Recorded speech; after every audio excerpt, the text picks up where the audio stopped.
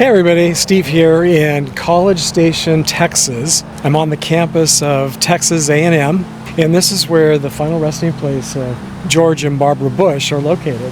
Over the years, I've received lots of comments on this channel, and one that I receive a lot has to do with just how modest and ordinary and plain so many of the famous grave sites are that I visit, and I agree. So that's one reason I've really enjoyed visiting the grave sites of our former U.S. presidents. Most of them are very impressive, and some of them are even pretty grand and spectacular. But only one U.S. president is buried on a college campus.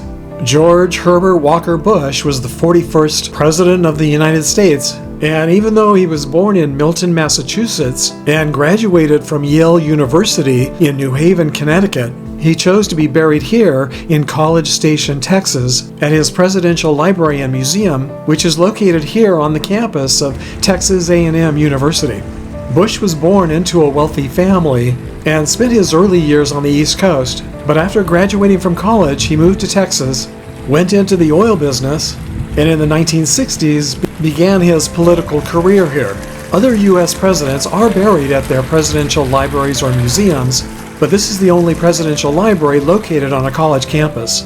President Grover Cleveland is buried at Princeton Cemetery in Princeton, New Jersey, just a few blocks away from Princeton University, but the cemetery is not part of the campus and not owned by the university. Bush isn't the first famous person to be buried on a college campus, but he is the first U.S. president to be buried on a college campus. So that does make his gravesite pretty unique. Just to the left of the entrance to the Presidential Library is a pathway that leads to the Presidential Cemetery and gravesites, and this larger-than-life and very lifelike statue of the former president. I'm standing here in front so you can see just how large it is.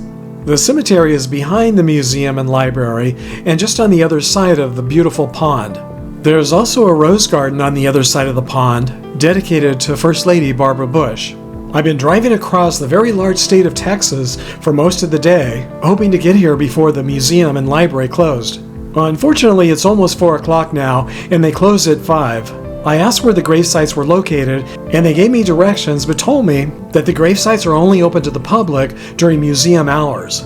So since I don't have time to see both today, I'm walking over to visit their grave sites right now. The library and museum does charge a small admission fee, but it is free to children under 5, Texas A&M students, active duty military, and a number of other groups. And there's no admission fee to visit their grave sites. President Bush died at his home in Houston, Texas, from vascular Parkinson's disease on November 30th, 2018, at the age of 94. First Lady Barbara Bush died earlier that same year. She died at their Houston home from COPD, or chronic obstructive pulmonary disease and congestive heart failure, on April 17th, 2018, and she was 92 years old. The couple had 6 children, and their first child, George W. Bush, grew up to be the 43rd President of the United States from 2001 to 2009. And in case you're wondering about the university itself, in 2021, Texas A&M had the largest student body enrollment of any university in the U.S. It also boasts hundreds of distinguished and notable alumni, including actors, astronauts, authors, business tycoons, heads of state, musicians, politicians, and military figures. The location of the Bush's family plot is pretty impressive, but not over the top. And it looks like there might be room for additional family members in the future, which is nice. Did any of you graduate from Texas A&M? Have any of you also been here to visit the grave sites of the President and First Lady? Please share with us in the comments section.